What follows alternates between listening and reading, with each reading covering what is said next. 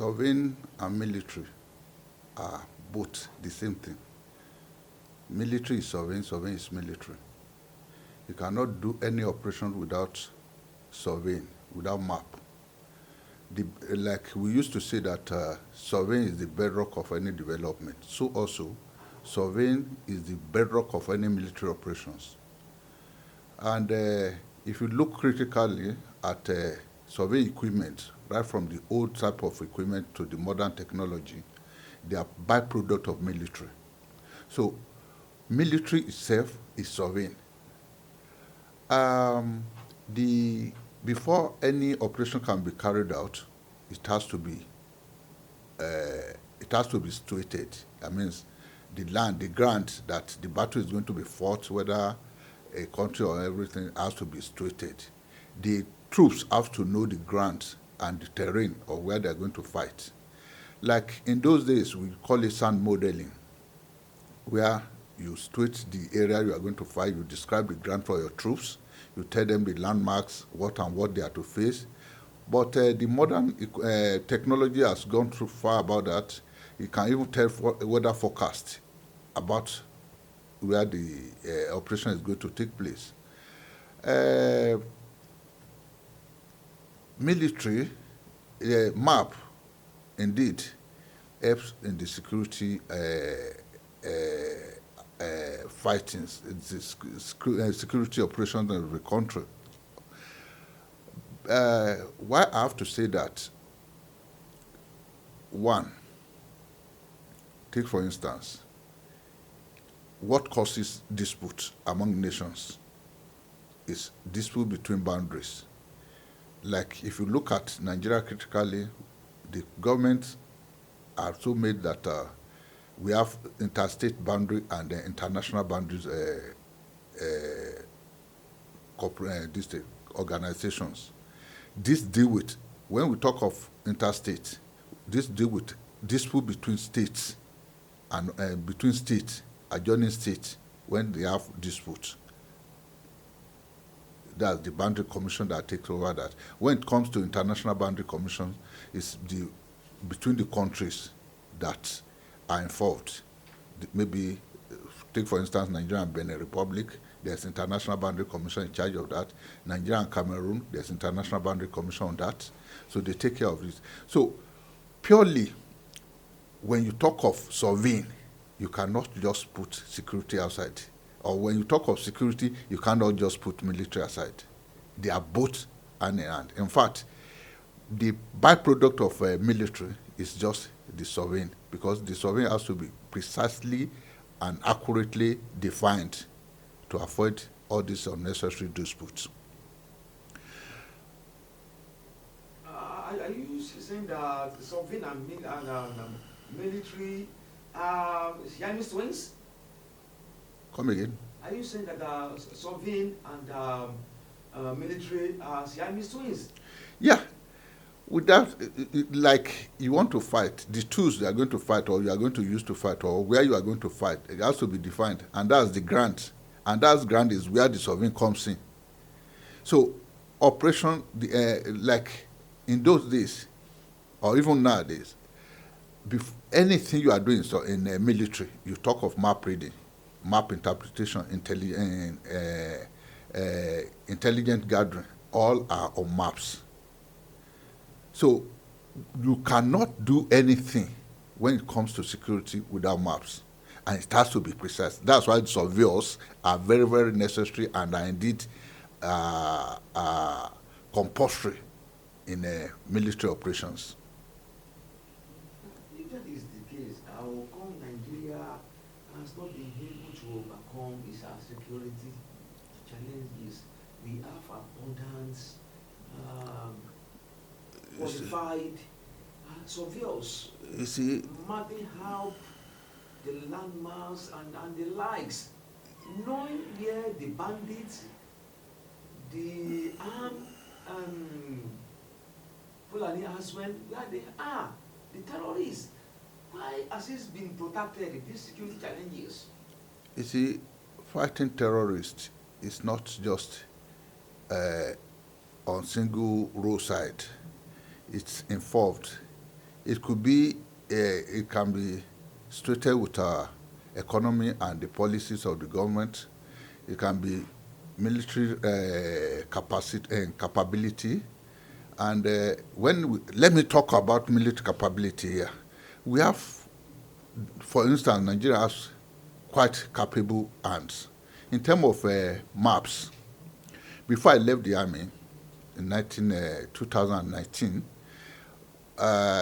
we produced digital maps of the entire country in 100 scale. And the maps cut across all the countries, all the entire topographical sheet of the countries. And Which year was this? This 2019. And there have been improvements since that time. They have been reviewing it, and the map has been continually updated by my team that I left behind.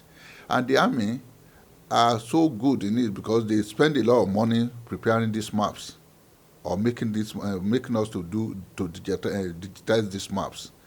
So the maps is it's on real time basis. It's on real time now. Again, if you think of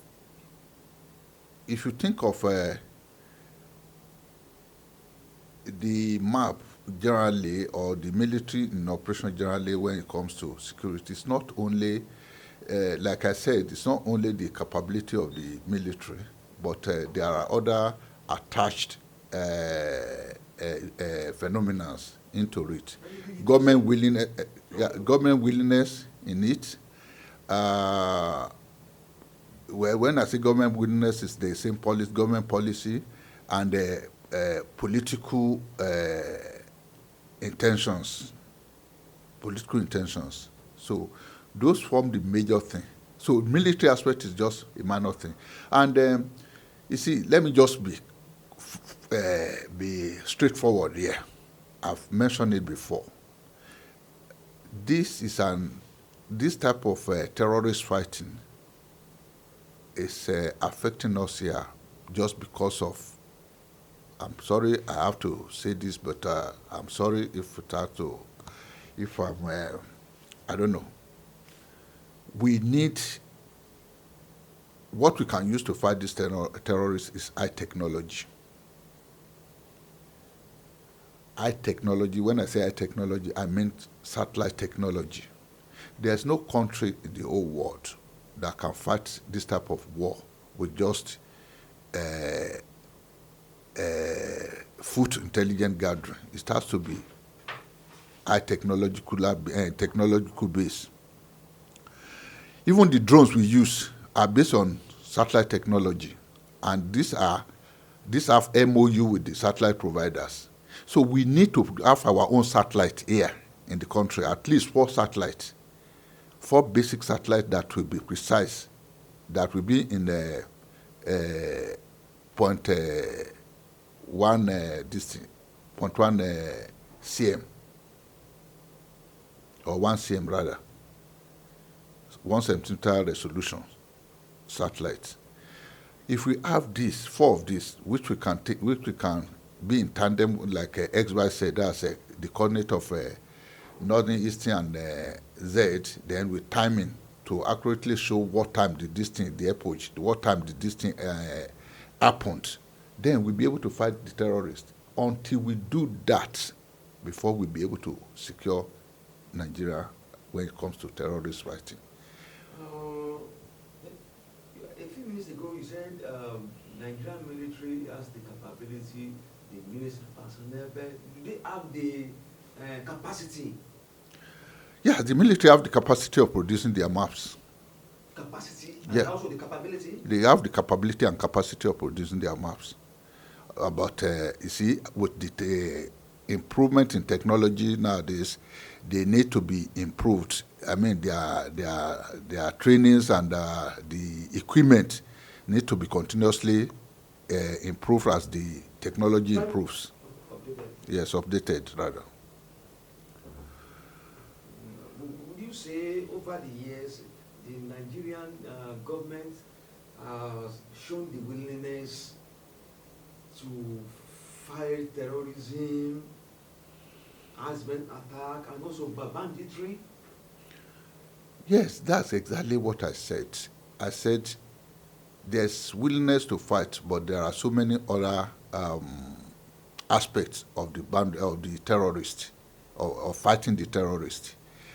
The little I can say to this, because I'm not much involved now, because I've left the army about almost 6 years ago, is the military has the capacity. I know that. They have the capacity. But do the political leaders want, can they, I don't know whether they can support this, because even the criminals, the terrorists, they are within us. They are within us. Within the military? No. I mean within the system, the civil Society. society. Apart from the military law, our constitution, there's even Geneva Convention there. So there are little or nothing to do. And you see, one thing that again that is not even helping us is that our people are too sentimental when it comes to operations. I need to say this. Once they are killing soldiers, you will never hear anybody talking about it. But when soldiers decide to kill some people, even terrorists, someone will say, they are innocent people, they are innocent this, they are innocent that. So until we keep all this sentiment and allow the law, and our law should be our law, to take cognizance of all these things and take sanctions of all these things before we can get out of all this problem.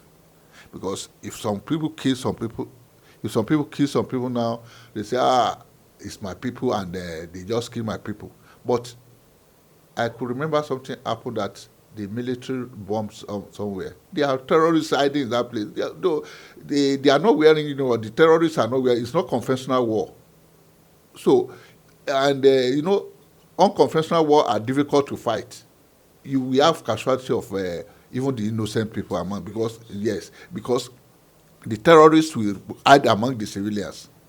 So, and when the intelligence gathering shows that the terrorists are within this area, they tend to bomb that. But by the time they do that, they find out that some people will say, the people are innocent, these are innocent. So, and again, when these people are caught, I mean the terrorists, the gangsmen, when they are caught, the law is to take care of them. What law will you use to sanction them, to prosecute them? So you find out that in 3 weeks they are free again in the streets. So our law needs to take care of all these things. I mean, in our constitution, not state by state edicts.